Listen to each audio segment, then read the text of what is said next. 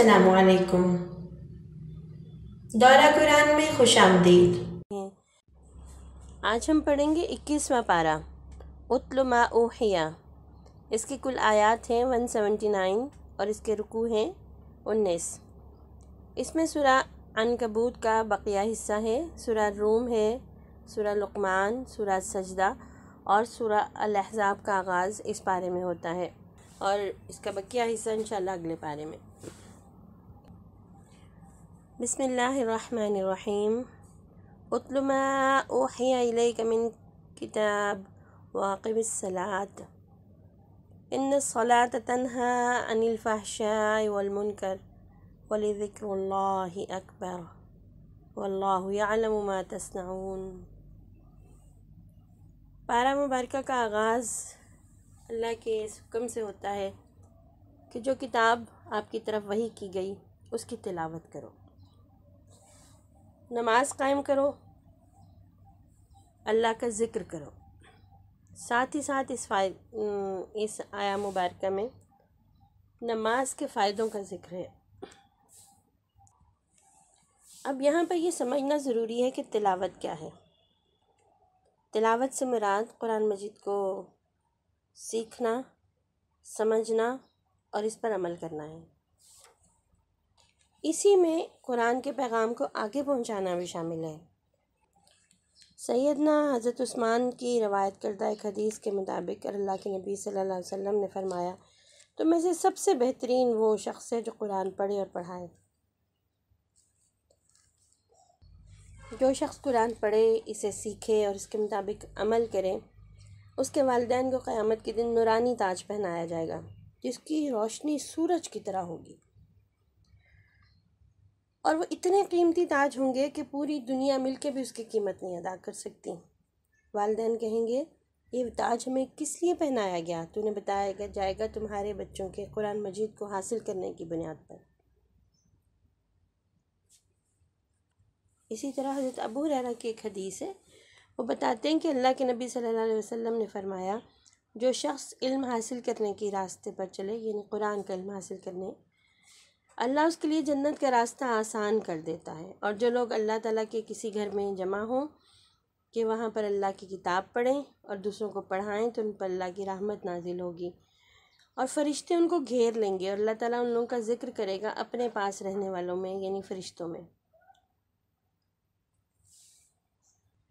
اور ایک حدیث اس طرح سے بھی ہے، اس کا مفہوم بیان کرتی ہوں، کہ جو شخص تلاوت کرے لیکن تلاوت اس کے حلق سے نیچے نہ اترے، قیامت کے دن قرآن پاک اس کے خلاف گواہی دے گا۔ حلق سے نیچے اترنے سے کیا مراد ہے؟ یعنی اس کے عمل میں نظر نہ آئے۔ جو کچھ قرآن کے اندر لکھا ہوا ہے، قرآن جن باتوں کا حکم دیتا ہے اور جن باتوں سے روکتا ہے، اگر وہ اس کے عمل میں نظر نہیں آتی تو اس کا مطلب یہ ہے کہ قرآن اس کے خلاف گواہی دے گا اللہ کے حضور قیامت کے دن۔ وہ کہے گا، اللہ اس شخص نے مجھے پڑھا، اسے پتہ چل گیا کہ میں نے کیا کہا، اور اس نے یہ پتہ چلانے کی کوشش نہیں کی کہ قرآن میں کیا لکھا ہے۔ خود بھی سوچنا چاہیے نا بچوں اس بات پہ کہ اللہ تعالیٰ نے اپنے پاس سے ہمارے لیے ایک کتاب بھیجی، حضرت جبریل علیہ السلام جیسے عزت والے معزز فرشتے اس کو لے کر آئے، پیارے نبی جیسے اللہ کے محبوب بندے کو یہ کتاب ملی، جس مہینے میں یہ کتاب آئی اس کو بڑی فضیلت ملی۔ اتنی فضیلت والی کتاب ہو اور اس کے ساتھ ہمارا یہ معاملہ ہو کہ ہم سمجھ ہی نہ سکیں کہ اس کے اندر کیا لکھا ہوا ہے۔ شوق سے پڑھنا، سمجھ کے پڑھنا بہت زیادہ ضروری ہے۔ آپ کا اپنا ایک سبق ہو، سائنس کا ہو، انگلش کا ہو، میتھ کا ہو، آپ اب کتاب سے پڑھ رہے ہو لیکن آپ کو پتہ نہ چل رہا ہو کہ جو کچھ آپ پڑھ رہے ہیں کا کیا مطلب ہے، تو اس پڑھائی کا تو کوئی فائدہ ہی نہیں جو نہ سمجھ میں آئے۔ سبھی کہتے ہیں نا، استاد کہتے ہیں، ماں باپ کہتے ہیں، بڑے کہتے ہیں سمجھ کے پڑھیں، تو سمجھ کے پڑھنا سب سے زیادہ قرآن کا حق ہے۔ دوسرا حکم اقم الصلاۃ کا ہے، نماز قائم کرنے کا۔ پھر ساتھ ہی بتایا کہ نماز ایسی چیز ہے جس کے بے شمار فائدے ہیں، اور سب سے بڑا فائدہ کیا ہے؟ تنہی عن الفحشاء والمنکر۔ نماز جو ہے نا وہ برائی اور بے حیائی سے روکتی ہے، آپ کی زندگی کو خوبصورت اور پاکیزہ بنا دیتی ہے۔ نماز ایک ایسی بریک ہے جو آپ کے زندگی میں اس وقت لگتی ہے جب آپ غلط راستے پر چلنے لگتے ہوں۔ ولی ذکر اللہ اکبر، اور اللہ کا ذکر تو بہت ہی بڑی چیز ہے۔ اب جو لوگ تلاوت قرآن کرتے ہیں، قرآن کو سمجھ کے پڑھتے ہیں، اس کے حکموں کے بارے میں غور و فکر کرتے ہیں، اس پر عمل کرنے کی کوشش کرتے ہیں، اس کے پیغام کو آگے پہنچاتے ہیں، نماز قائم کرتے ہیں، ایسی نماز، اتنی اچھی نماز جو انہیں برائی اور بے حیائی کے کاموں سے روک لے، اور پھر وہ اللہ کا ذکر کرنے والے ہوں، تو اللہ تعالیٰ کہتا ہے یہ بہت ہی بڑی بات ہے، جو کچھ تم کرتے ہو میں اسے جانتا ہوں۔ تو اللہ کا جو ذکر ہے نا، یہ ہمارے دلوں کو زندگی بخشتا ہے، یہ ہمیں سکون دیتا ہے، ہمیں کامیابی کے راستے پر چلاتا ہے۔ ذکر کیا ہے؟ اللہ کی یاد۔ اللہ تعالیٰ کہتے ہیں تم مجھے یاد کرو، میں تمہیں یاد رکھوں گا، تم میرا شکر ادا کرو اور میری ناشکری مت کرو۔ اللہ کے ساتھ دوستی کرنے کا، اس سے مضبوط تعلق بنانے کا سب سے بڑا ذریعہ جو ہے وہ اللہ کا ذکر ہے۔ ہم نے جتنے بھی پارے اب تک پڑھے ہیں، ہم نے دیکھا بار بار اس بات کے بارے میں ہم نے قرآن پاک میں پڑھا کہ جو اللہ کے فرما بردار لوگ ہیں نا، وہ اللہ کی نشانیوں پر غور کرتے ہیں، کھڑے بیٹھے اٹھتے چلتے پھرتے اللہ کو یاد کرتے ہیں۔ تو اللہ کو یاد کرنا اور اللہ کو یاد رکھنا زندگی کی بہت بڑی کامیابیوں میں سے ایک کامیابی ہے۔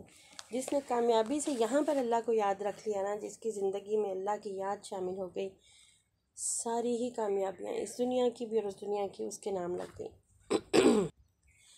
حضرت عبداللہ بن عمر کہتے ہیں کہ رسول اللہ صلی اللہ علیہ وسلم فرماتے تھے ہر چیز کی صفائی ہے اور دلوں کی صفائی اللہ کا ذکر ہے، اور کوئی چیز اللہ کے عذاب سے بچانے والی ذکر الہی سے بہتر نہیں۔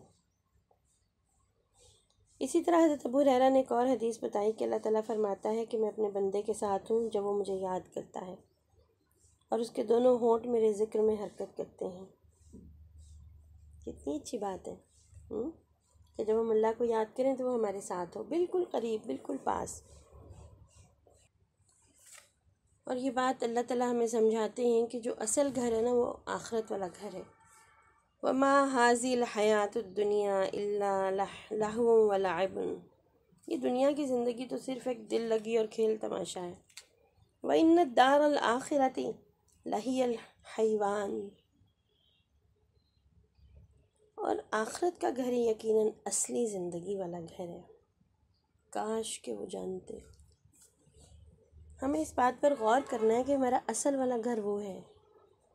یہاں پر ہم تھوڑی دیر کے لیے آئے ہیں، جیسے تھوڑی دیر کے لیے کسی پلے گراؤنڈ میں جائیں، جیسے تھوڑی دیر کے لیے ہم کسی اسٹیشن پہ یا کسی پارک میں جائیں، یا پھر تھوڑی دیر کے لیے ہم ایگزامینیشن ہال میں پیپر دینے جاتے ہیں۔ گھر نہیں بنا کے بیٹھ جاتے ہیں ایسی جگہوں پہ، بس تھوڑی دیر کے لیے وہ کام کرتے ہیں، واپس آ جاتے ہیں۔ اس دنیا میں اللہ نے ہمیں امتحان کے لیے بھیجا، اور یہاں پر جو چیزیں ہمیں نظر آتی ہیں نا، بڑی چکا چوند والی اور بڑی خوبصورت، اور جس میں دل لپکتا ہے، اللہ کہتا ہے یہ کچھ بھی نہیں ہے، کھیل تماشا ہے بس۔ جو نعمتیں اور جو آسائشیں اللہ نے آخرت کے گھر کے لیے رکھی ہیں نا، فرما بردار لوگوں کے لیے، دنیا کی زندگی میں تو اس کا تصور بھی ممکن نہیں ہے۔ تو پیارے بچوں، ہمیں کوشش کرنی ہے کہ ہم اپنے اصلی گھر کے لیے نیکیاں اکٹھی کریں، ہم اپنے اصلی گھر کی فکر کریں کہ وہاں کے گھر میں ہم نے جانا ہے نا، تو وہ گھر ہمارا اچھا ہو۔ ایسا نہ ہو کہ ہم سے کوئی ایسی غلطی کوتاہی ہو جائے کہ اللہ ہم سے ناراض ہو جائے۔ اللہ سے جب بھی کوئی غلطی ہو تو فوراً اللہ سے معافی مانگنی چاہیے۔ پھر اللہ تعالیٰ ہمیں حوصلہ دیتے ہیں کہ جو کوئی ہمارے راستے میں کوشش کرتا ہے نا، وَالَّذِينَ جَاهَدُوا فِينَا لَنَهْدِيَنَّهُمْ سُبُلُنَا، ہم اس کے لیے راستہ آسان کر دیتے ہیں، اپنا راستہ۔ تو ہم کوشش کریں گے، اللہ تعالیٰ اس کوشش میں برکت ڈالیں گے۔ ہم ایک قدم چلیں گے، وہ دو چل کے آئیں گے۔ ہم تھوڑی سی کوشش کریں گے، اللہ تعالیٰ زیادہ کوشش کریں گے ہمارے لیے اس راستے کو آسان کرنے کی۔ اب ہم آغاز کرتے ہیں سورہ روم کا۔ مکی صورت ہے، 60 آیات ہیں اس کی اور 6 رکوع۔ اللہ تعالیٰ یہاں پر اپنی کچھ نشانیوں کا ذکر کرتے ہیں، یہ بتاتے ہوئے کہ اس نے انسان کو مٹی سے پیدا کیا، پھر اسے کچھ پیار بھرے رشتے ایسے دیے جس سے اس کی زندگی میں محبت اور سکون اور اطمینان اور خوشی جس سے اسے ملتی ہے۔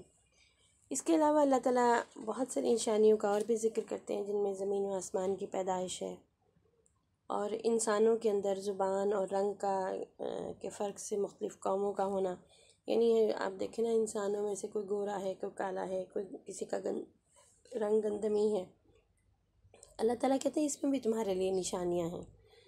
اور ہر انسان ایک جیسی زبان، تمام دنیا کے لوگ ایک زبان نہیں بولتے، ان کے درمیان میں زبانوں کا بھی فرق ہے، اور اس کو بھی اللہ نے اپنی نشانی بتایا۔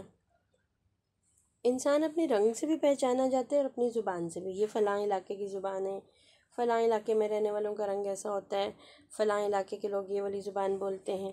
یہ اللہ کی نشانیوں میں سے ایک نشانی ہے۔ ہر زبان انسان کو اللہ نے سکھائی۔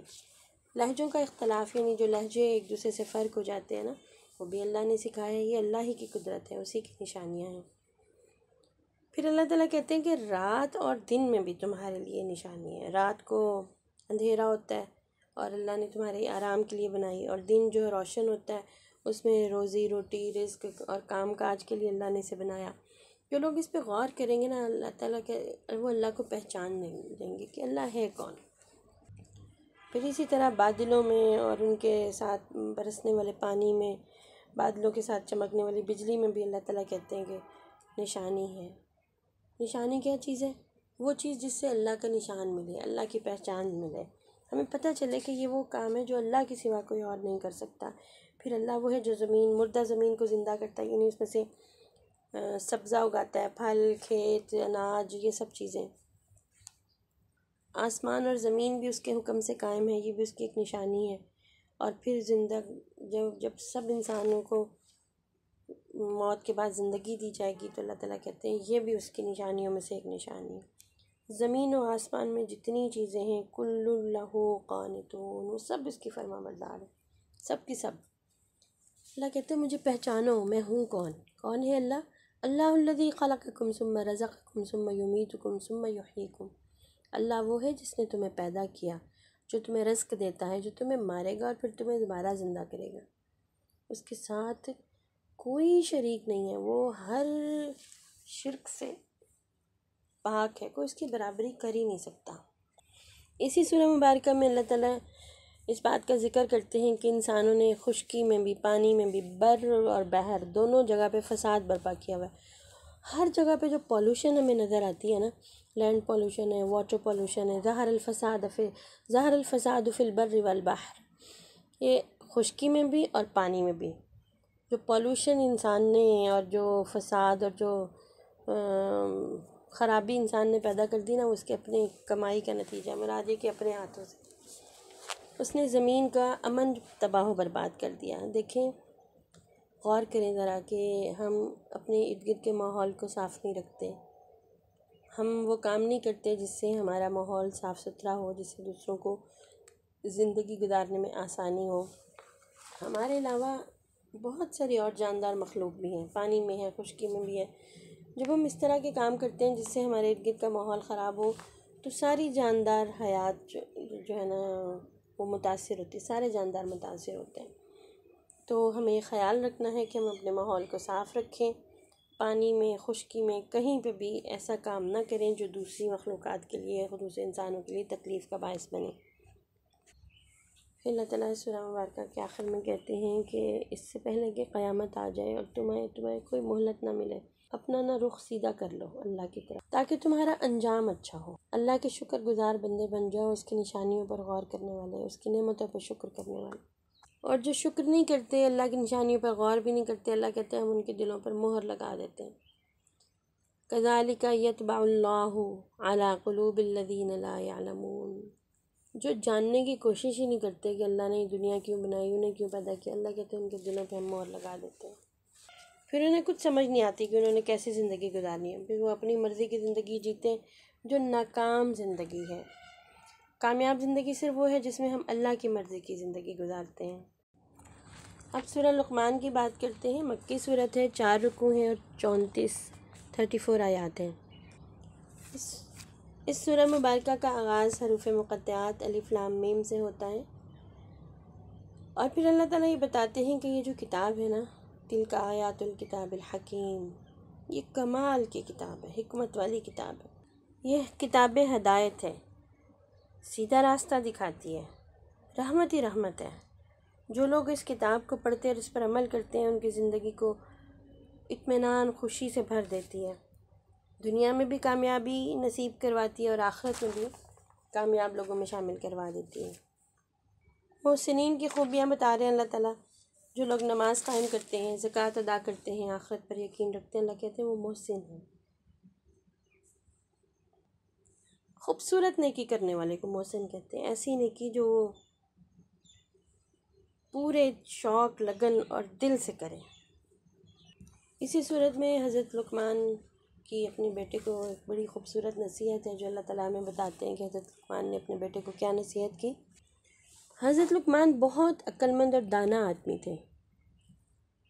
انہوں نے اپنے بیٹے کو کچھ قیمتی نصیحتیں کی جس کا خلاصہ یہ ہے کہ اے میرے بیٹے، اللہ کے ساتھ کبھی شرک نہ کرنا کیونکہ شرک بہت بڑا ظلم ہے۔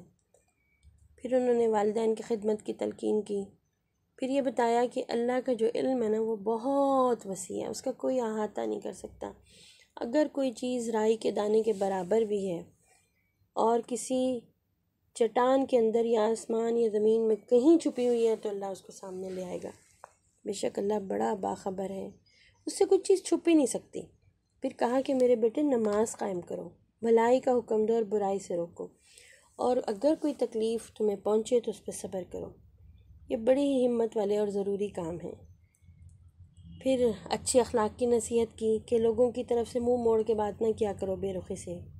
دیکھیں اس سے کیا پتہ چلتا ہے کہ کسی کی بھی بات سننے کے لیے اس کے چہرے کی طرف دیکھنا اور غور سے بات سننا بہت زیادہ ضروری ہے۔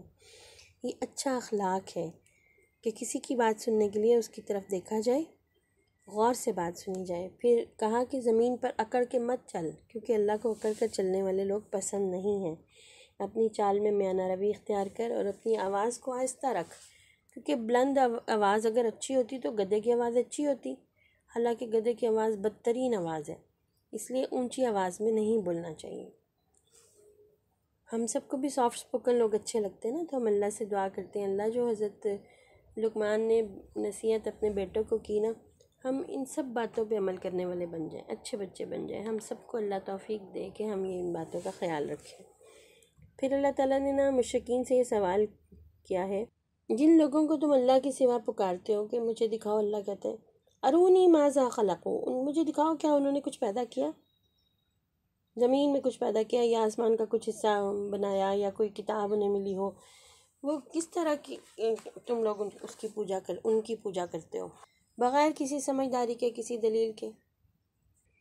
زمین و آسمان کا خالق تو وہ اللہ ہے کہ اگر تمام درختوں کے قلم بنا لیے جائیں اور ساتوں سمندر جو ہیں وہ انک بن جائیں، روشنائی بن جائیں، تب بھی، اور اللہ کی حمد لکھنی شروع کی جائے، اس کی تعریف لکھنی شروع کی جائے، تب بھی اللہ کی جو خالق کائنات ہے تعریف اور اس کی صفات مکمل نہیں ہو سکتی۔ اس سورہ مبارکہ کے آخر میں اللہ تعالیٰ نے 5 ایسی باتوں کا ذکر کیا جن کو صرف وہ جانتا ہے، اس کا علم کسی اور کو نہیں ہے۔ ایک بات یہ کہ قیامت کب آئے گی، دوسری بات یہ کہ بارش ہوگی یا نہیں، تیسری بات یہ کہ پیدا ہونے والا لڑکا ہوگا یا لڑکی، کسی کو نہیں پتہ، اور کوئی یہ بھی نہیں جانتا کہ وہ کہاں مرے گا، کہاں پیدا ہوگا۔ اس بات کا علم صرف اللہ رب العالمین کو ہے، اس کے علاوہ اس نے اس کا علم کسی اور کو نہیں دیا۔ اس لیے ایسی باتوں کو کرتے ہوئے ہمیں ذرا احتیاط کرنی چاہیے۔ جیسے ہم کہیں بادلوں کو دیکھ کے ہم کہیں کہ بارش ہونے والی ہے، ہم کہیں گے اللہ کا حکم ہو تو بارش ہو جائے گی۔ کئی دفعہ بہت بادل آئے ہوتے ہیں، بارش نہیں ہوتی ہے نا۔ تو ان سب چیزوں کے حوالے سے ہم یہ بات یقین اپنے گفتگو میں احتیاط بھی کریں گے اور ایمان بھی رکھیں گے کہ اللہ نے ہمیں قرآن مجید میں بتایا ان 5 باتوں کا کوئی نہیں جانتا، تو ہم اس پہ کسی اور کی بات پہ یقین نہیں کریں گے، علم دیا ہی نہیں گیا کسی کو یہ والا۔ اس کے بعد سورہ سجدہ ہے جس میں اللہ نے اپنی قدرت کا اظہار فرمایا اور انسان کو توجہ دلائی کہ اللہ نے اسے کیسے پیدا کیا، اس بات پہ غور کرے۔ پھر فرمایا کہ جب موت کا فرشتہ انسانوں کی، جس انسان کو اللہ نے پیدا کیا نا، اللہ نے اسرائیل کو ان کی جان قبض کرنے کی بھی ڈیوٹی دی ہوئی ہے، یہ بات بھی اس میں بتائی۔ پھر اللہ نے جنت کی نعمتوں کا ذکر کرتے ہوئے فرمایا کہ کسی انسان کو علم نہیں ہے کہ اللہ نے آنکھوں کی ٹھنڈک کے لیے اور مومنین کے آرام اور آسائش کے لیے کیا کیا اہتمام کیا ہوا جنت میں۔ یہ صورت ہمیں مومنین کی اللہ کے فرما بردار لوگوں کی اور نافرمان لوگوں کی دونوں کا حال بتاتی ہے۔ اللہ تعالیٰ کہتے ہیں کہ فرما بردار اور نافرمان دونوں برابر نہیں ہو سکتے۔ جو مجرم ہوں گے نا، یعنی اللہ کے نافرمان لوگ، وہ قیامت کے دن سر جھکائے کھڑے ہوں گے، شرمندہ ہوں گے کہ ہم نے اللہ کی بات نہیں مانی۔ اور وہ کہیں گے ایک دفعہ اللہ ہمیں واپس دنیا میں بھیج دیں تو ہم نیک کام کریں گے، لیکن ظاہر ہے ایسا نہیں ہوگا، نہ اللہ بھیجیں گے۔ اور اللہ تعالیٰ نے مختلف جگہوں کی بات بتائی ہے کہ وہ کافر جو ہیں، جب انہیں پتہ چل جائے گا کہ ہمارا انجام جو ہے وہ ٹھکانہ جہنم ہے، تو کہیں گے ایک دفعہ واپس بھیج دیں، ایک دفعہ ہم بات مان لیں گے، لیکن نہیں مانیں گے۔ جو فرما بردار لوگ ہوتے ہیں نا، وہ پہلی دفعہ میں بات مانتے ہیں۔ یہ اللہ نے فرما بردار لوگوں کی بڑی خوبی بار بار ذکر کی ہے، تو ہمیں کوشش کرنی ہے کہ ہم ان لوگوں میں شامل ہوں جن کو سمجھ آ جائے کہ یہ کام ہم نے کرنا ہے، یہ ہماری ڈیوٹی ہے، یہ ہمارا کام ہے، تو وہ فوراً کریں، اس کو ٹالتے نہ رہیں۔ وقت گزرنے کے بعد موقع جو ہے وہ ختم ہو جاتا ہے، دوبارہ موقع نہیں ملتا۔ سورہ سجدہ کے بعد سورہ احزاب شروع ہوتی ہے۔